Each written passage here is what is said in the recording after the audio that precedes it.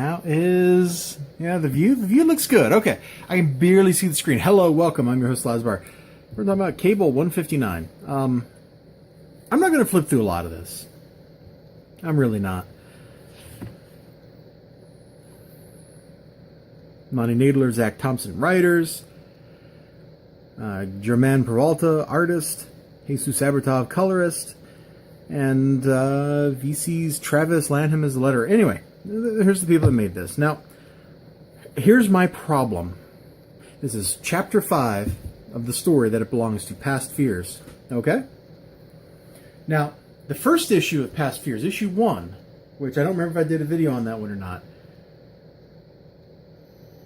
I liked. It was setting up Cable and Hope. Hold on, let me find a page with her on it. There's some great art in here, and I have to give this book credit for that. There's some pretty good art in here. In fact, we're just going to spoil the story, I guess. We're just going to flip here. Sorry for the glare. I can't do anything about it.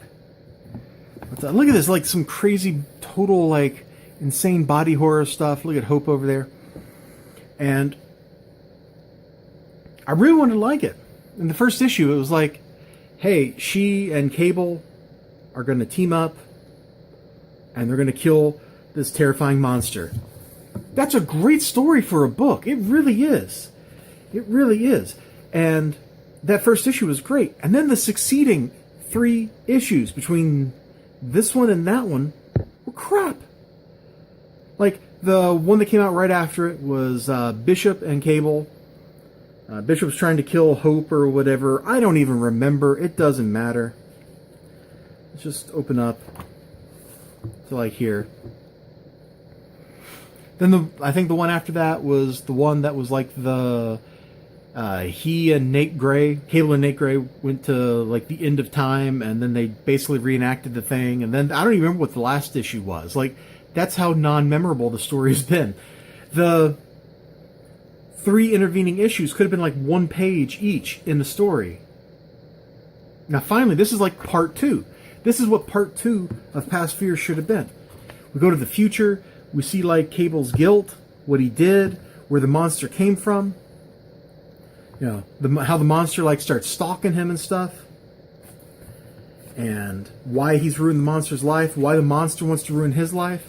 And then finally, we get like the shortest, wimpiest, weakest confrontation ever. Like, there's all this stuff, crazy stuff, really, like some really cool art, great body horror.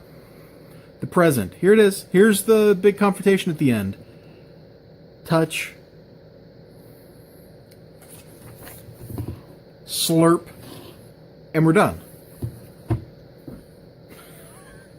Now, the stuff in the future was, like, pretty good. That's not a era of Cable's existence that I'm super familiar with. So, seeing that, you know, that was, like, kind of fresh and new to me. I mean, I knew he was basically raised by his parents in the future, in other bodies, or whatever. It's weird. Cable's story doesn't really make any sense. There's too much time travel. X-Men need to stop breaking the universe.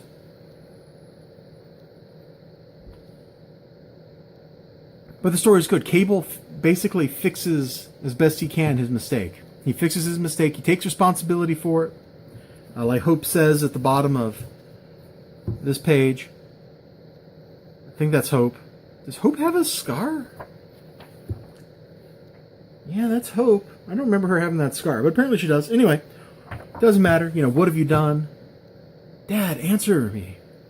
Hope, please, help me. And then they help. And then he time travels, and I'm not going to tell you what the last page is. And apparently we're setting up for extermination because, you know, death of the mutants and all these other events that have killed all the mutants, like, need to be reenacted again. We need new stories. This was a new story. It was just ineptly executed. Which kind of makes me think that extermination... Really? How many times have we killed all the mutants because you didn't like the number of characters that were out there? Yeah, some consistent writing would be nice. This really should have been like issue 157 or something. Like, this shouldn't have been 159. We are way too late for what was such a letdown. Like, it was like, we're going to go up. And then immediately we just kind of went boom, down to here. And we kind of went back up a little bit. And then we got to like here, which is like, okay, that's okay. But if this had been the second issue, we would have went like, boom, boom. And then those intervening 3 issues where essentially nothing of import happened would have been there to ruin it. So Marvel basically got $12 from me for those intervening issues. They got like $12 out of me. And I should have just skipped them. I would have been a happier person. And I'm not going to buy cable anymore. I'm going to look at the next cable at 160. I'm going to open it up and I'm going to flip through it and see if I like what I'm seeing. Oh, there's some, look at this body horror. This is some great, crazy stuff going on, man. It's really good looking. The art is like top notch, but the pacing, the writing, I didn't really enjoy having to wait 4 issues to get this. This should have been issue 2. It really should have been. And then Past Fears, I would have been like, oh man, that's awesome. That was a great 2-part story. It was tense, packed with like action, good dialogue, stuff going on all the time. Instead, it's just like this story was decompressed so that it would fill out a whole trade paperback on its own. Like, that's what happened here. And that's my opinion of Cable right now. Cable 159 it's where we should have been several issues back. And I've kind of lost patience with the book. So I'm going to look at the next one and see if I think I'm going to like it while I'm in the store. And then I'm done. Like, if I don't buy that one, I'm done with Cable. I'm not buying another one.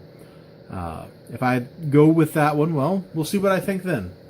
You all have a great day. Remember to like, comment, and subscribe, and I will see you guys next time. Bye-bye. If I can actually hit the stop button, because it's on the right place. There we go.